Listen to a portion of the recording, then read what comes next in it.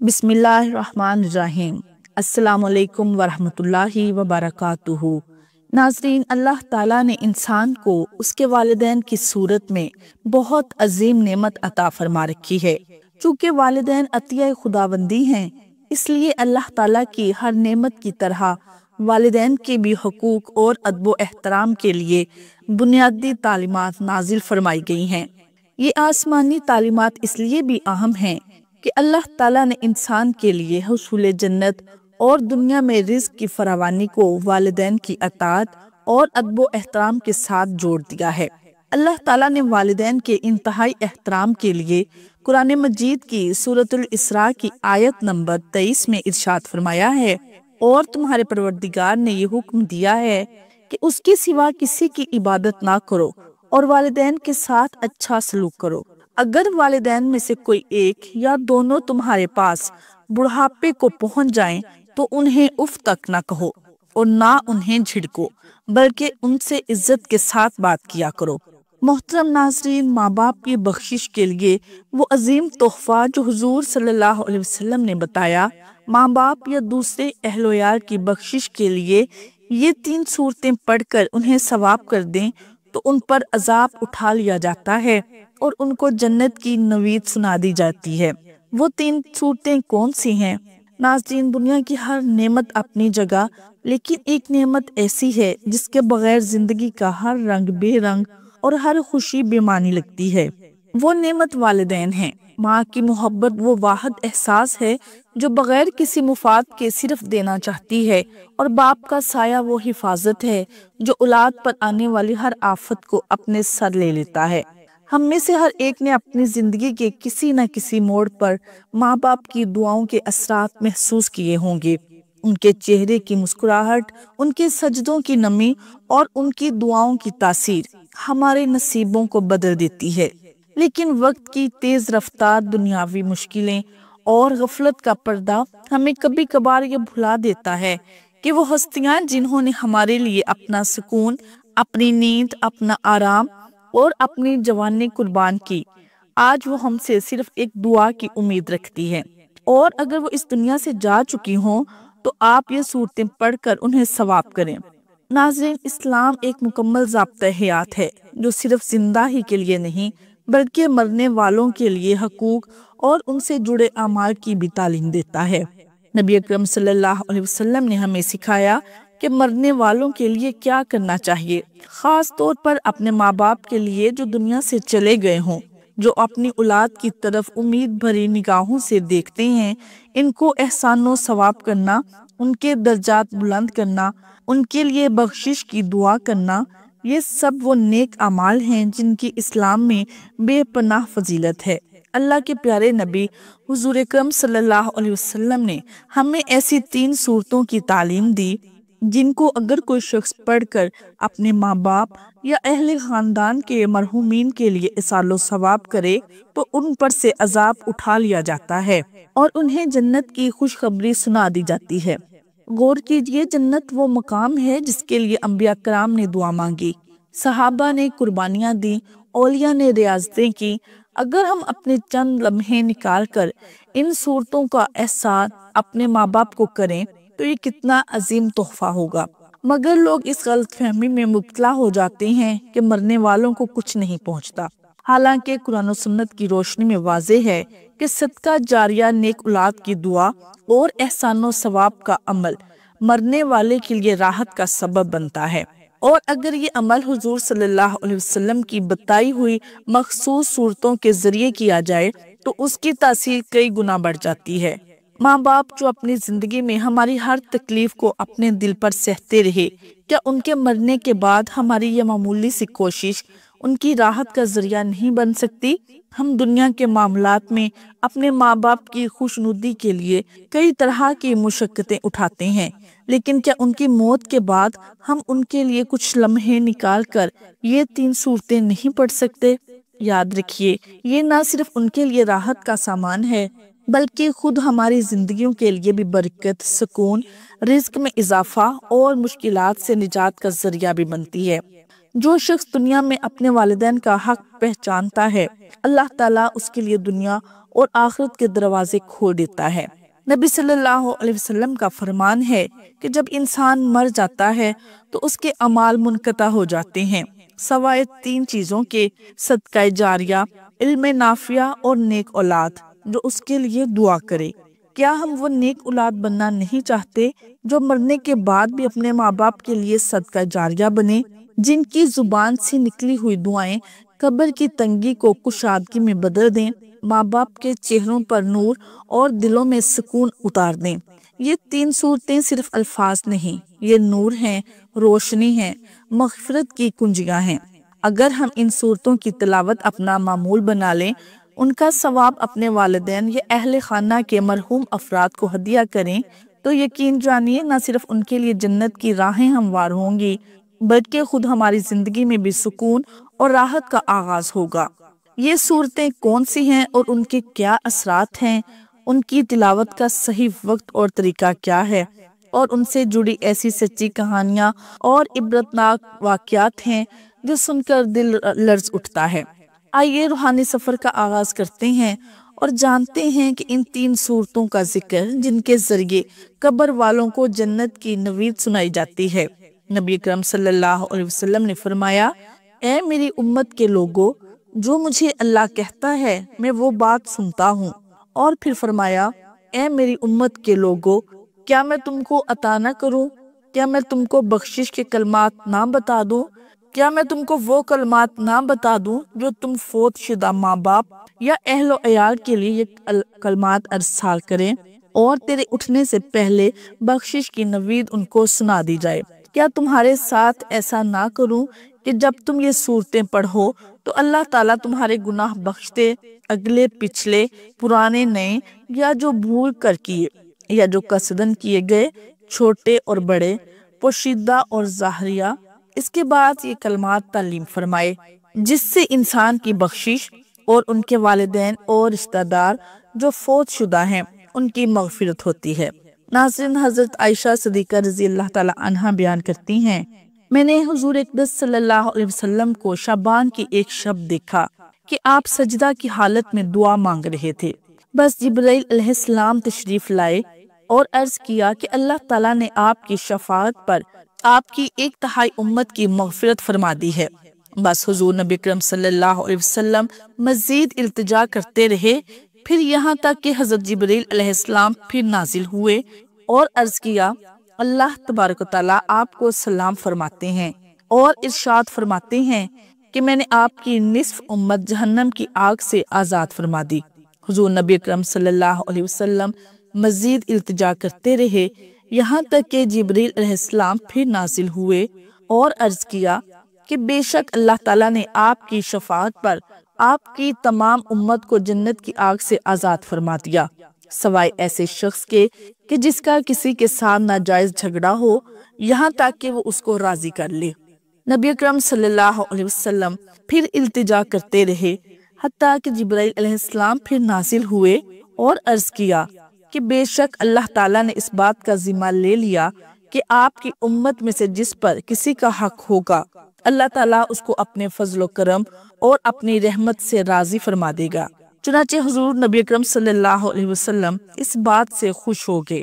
جب دوسرا شعبان آیا تو حضرت عائشہ صدیقہ رضی اللہ تعالی عنہا بیان فرماتی ہیں کہ جب نصف شعبان کی شب ہوتی تو نبی اکرم صلی اللہ علیہ وسلم میرے بستر سے نکل جاتے۔ پھر حضرت عائشہ صدیقہ رضی اللہ عنہا نے کہا کہ اللہ کی قسم ہمارے بستر کی چادر ریشمی تھی نہ سوتی۔ ہم نے کہا سبحان اللہ، پھر وہ کس چیز کی بنی ہوئی تھی؟ آپ نے فرمایا اس کا بان بکری کے بالوں اور اونٹ کے بالوں سے بنا ہوا تھا، اور آپ نے فرمایا کہ آپ صلی اللہ علیہ وسلم کو نہ پا کر مجھے خدشہ ہوا کہ شاید آپ اپنی دوسری ازواج میں سے کسی کے پاس تشریف لے گئے۔ میں آپ کو تاریکی میں ڈھونڈ رہی تھی کہ میرا پیر آپ کے پیر سے ٹکرایا۔ اس وقت آپ صلی اللہ علیہ وسلم سجدہ ریز تھے اور یہ دعا پڑھ رہے تھے، اور میرا دل تجھ پر ایمان لا چکا ہے، میں تیری نعمتوں کا اقرار کرتا ہوں اور اپنی بڑی بڑی لغزشوں کا اقرار کرتا ہوں۔ میں نے اپنی جان تجھ پر نچھاور کی بس تو مجھے بخش دے، بے شک تیرے سوا گناہوں کو کوئی بھی نہیں بخشے گا۔ تیری سزا سے تیری معافی کی طرف آتا ہوں اور تیرے غضب سے تیری رحمت کی طرف آتا ہوں، تیری ناراضگی سے تیری رضا کی طرف آتا ہوں اور تیری ہی پناہ کی طرف آتا ہوں۔ میں تیری ایسی حمد و ثنا نہیں کر سکتا جیسا کہ خود اپنی حمد و ثنا تو کر سکتا ہے۔ حضرت عائشہ صدیقہ رضی اللہ عنہا فرماتی ہیں، حضور نبی اکرم صلی اللہ علیہ وسلم کھڑے ہو کر اور بیٹھ کر نماز ادا کرتے رہے حتیٰ کہ صبح ہو گئی۔ آپ صلی اللہ علیہ وسلم کے پاؤں مبارک سوج گئے تھے، میں آپ کے پاؤں مبارک دبا رہی تھی، چنانچہ میں نے عرض کیا کہ آپ پر میرے ماں باپ قربان ہوں، آپ نے اپنے آپ کو بہت تھکا دیا ہے، کیا یہ بات نہیں کہ اللہ سبحانہ تعالیٰ آپ کے طفیل، آپ کے اگلوں اور پچھلوں کے گناہ معاف فرما چکے ہیں؟ آپ نے فرمایا، کیوں نہیں اے عائشہ، تو کیا میں اللہ تعالیٰ کا شکر گزار بندہ بھی نہ بنوں؟ کیا تم جانتی ہو کہ اس رات کیا ہوتا ہے؟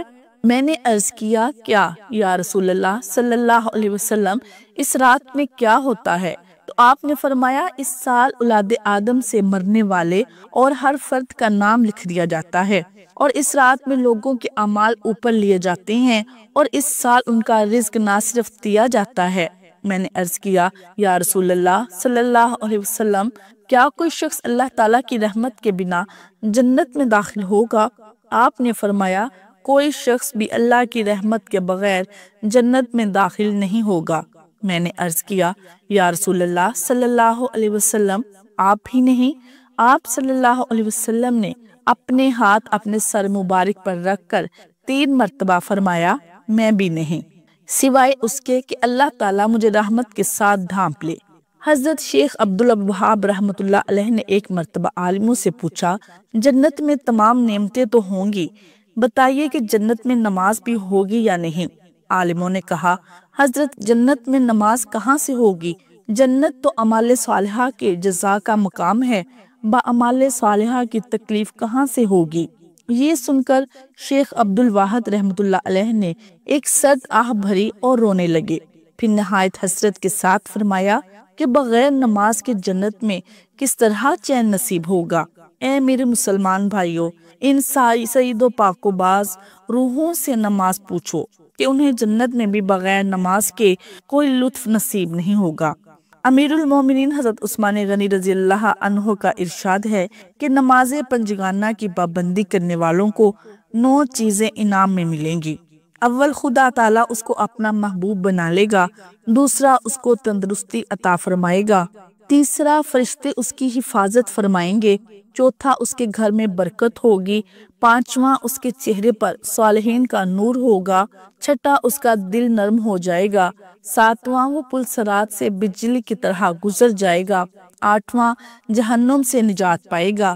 جنت میں اس کو ایسے لوگوں کا پڑوس نصیب ہوگا جن کی شان میں نیک لوگوں کی بشارت آئی ہوگی، یعنی قیامت میں ان کو نہ کوئی خوف ہوگا نہ غمگین ہوں گے۔ محترم ناظرین، یقیناً زندوں کے ساتھ اس دنیا فانی سے کوچ کرنے والے ہمارے بھائی اور ہمارے احسان و کرم اور امداد و نصرت کے مستحق ہیں، لہٰذا مبارک راتوں اور مقدس ایام میں ضرور انہیں بھی یاد کیا کریں۔ حدیث پاک میں آیا ہے کہ اگر تم میں سے کوئی اپنے بھائی کو نفع پہنچا سکتا ہے تو پہنچائے۔ بحوالہ مسلم شریف۔ اور صدقہ و خیرات، تلاوت قرآن پاک، ذکر و خیر کا ثواب کسی مرحوم کو پہنچایا جائے تو یقیناً ان کو پہنچتا ہے اور ان کو اس سے فائدہ بھی ہوتا ہے۔ اس پر حدیث ہے کہ امت مسلمہ میں کوئی بھی ان کا منکر نہیں، اور جو منکر ہے وہ یقیناً گمراہ اور مسلمانوں کا بدخواہ ہے۔ حضرت محمد صلی اللہ علیہ وسلم نے اپنے چچا حضرت عباس رضی اللہ عنہ کو ارشاد فرمایا کہ میں آپ کو ایسا تحفہ نہ دوں جس سے آپ کی بخشش ہو؟ کیا میں آپ کو وہ عطا نہ کروں جس سے آپ کو جنت کی بشارت ملے؟ آپ صلی اللہ علیہ وسلم نے فرمایا کہ جو شخص اپنے مرحومین والدین یا عزیز و اقارب کے لیے یہ 3 صورتیں پڑھ کر ان کو ایصال و ثواب کرتا ہے تو ان کی بخشش کر دی جاتی ہے، عذاب قبر ان سے ہٹا لیا جاتا ہے اور ان کو جنت کی بشارت دی جاتی ہے۔ اور وہ 3 صورتیں یہ ہیں، سورہ یاسین، سورہ الملک اور سورہ الاخلاص۔ حضور پاک صلی اللہ علیہ وسلم کا فرمان ہے، جو شخص ان 3 صورتوں کو پڑھ کر مردوں کو احسال و ثواب کرے گا تو مردوں پر اس سے عذاب اٹھا لیا جاتا ہے اور ان کی بخشش و مغفرت اللہ تعالیٰ کے ذمہ کرم پر آ جاتی ہے اور ان کو بخشش کی نوید سنا دی جاتی ہے۔ پیارے ناظرین، آپ جب بھی اپنے مرحوم والدین یا عزیز رشتہ داروں کو احسان و ثواب کرنا چاہیں تو سب سے پہلے حضور پاک صلی اللہ علیہ وسلم کی ذات اقدس پر درود پاک کا نذرانہ ضرور پیش کیا کریں، کیونکہ درود پاک اللہ تعالیٰ کو بہت پسند ہے اور آپ کوئی سا بھی درود پڑھ سکتے ہیں۔ درود پاک پڑھنے کے بعد آپ نے سب سے پہلے سورہ یاسین کی تلاوت کرنی ہے، اس کے بعد آپ نے سورہ ملک اور اس کے بعد آپ نے آخر میں سورہ اخلاص 12 مرتبہ پڑھنی ہے، اور اس کے بعد پھر آخر میں آپ نے دوبارہ سے درود پاک پڑھنا ہے۔ درود پاک پڑھ کر آپ اپنے تمام مرحومین کو اس کا احسال و ثواب کرنا ہے، اور آخر میں آپ نے ایک تسبیح استغفر اللہ کی پڑھنی ہے۔ انشاءاللہ اس عمل کی برکت سے تمام مرحومین کو احسان و ثواب ہوگا اور ان کی قبر پر سے عذاب ہٹا لیا جائے گا، ان کے درجات بلند ہوں گے، ان کی بخشش ہوگی اور اللہ تبارک و تعالیٰ انہیں جنت میں اعلیٰ مقام عطا فرمائے گا۔ رسول اکرم صلی اللہ علیہ وسلم نے ارشاد فرمایا، جب بندہ گناہوں سے توبہ کرتا ہے، جب بندہ اپنے گناہوں سے توبہ کرتا ہے تو اللہ تبارک و تعالیٰ اعمال لکھنے والے فرشتوں کو اس کے گناہ بھلا دیتا ہے، اس کے عذاب کو بھی بھلا دیتا ہے اور ان کے زمین پر نشانات بھی مٹا ڈالتا ہے، یہاں تک کہ جب وہ قیامت کے دن اللہ تعالیٰ سے ملے گا تو اس کے گناہ پر کوئی گواہ نہ ہوگا۔ حضرت عوف رضی اللہ عنہ ایک صحابی تھے جو رسول اکرم صلی اللہ علیہ وسلم کے دور میں ایمان لائے۔ ایک دن ان کا بیٹا کسی مہم پر گیا اور کئی دن تک واپس نہ آیا۔ حضرت عوف رضی اللہ عنہ سخت پریشان ہوئے اور نبی اکرم صلی اللہ علیہ وسلم کی خدمت میں حاضر ہو کر اپنے بیٹے کی گمشدگی کا ذکر کیا۔ رسول اللہ صلی اللہ علیہ وسلم نے ان سے فرمایا، اے عوف، اگر تم صبر کرو اور اللہ تعالیٰ سے دعا کرو تو اللہ تعالیٰ تمہارے بیٹے کو تمہیں واپس لوٹا دیں گے۔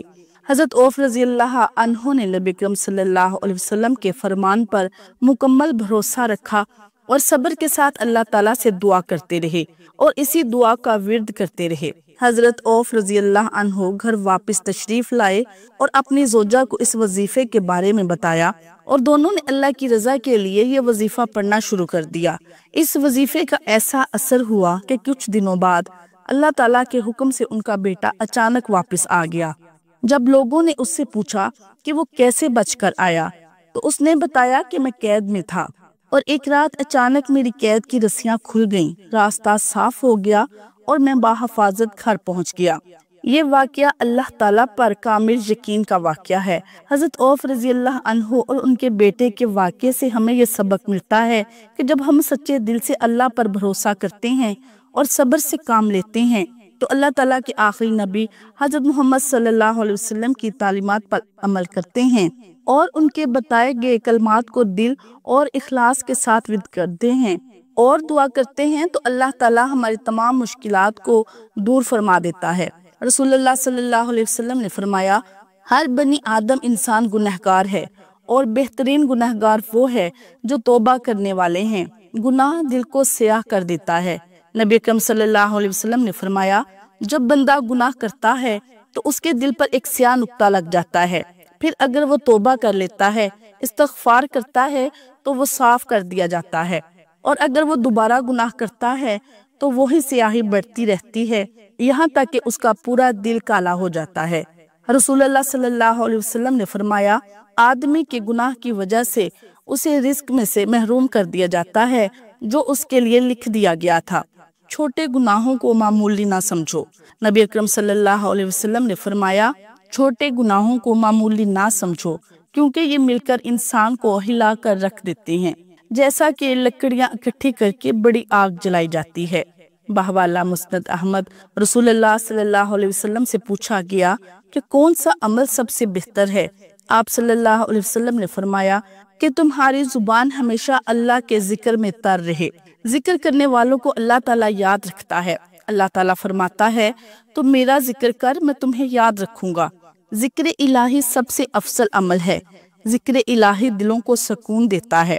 قرآن مجید میں اللہ تبارک تعالیٰ ارشاد فرماتا ہے کہ جان لو اللہ کے ذکر سے دلوں کو سکون ملتا ہے۔ رسول اللہ صلی اللہ علیہ وسلم نے فرمایا، جو شخص سبحان اللہ 10 مرتبہ کہے اس کے سارے گناہ چھوٹے معاف کر دیے جاتے ہیں، اور خواہ وہ سمندر کی جھاگ کے برابر ہی کیوں نہ ہوں۔ بڑے گناہوں کے لیے توبہ استغفار کرنا لازم العظیم ہے، اور اللہ بڑا مہربان اور رحم فرمانے والا، بخشنے والا ہے۔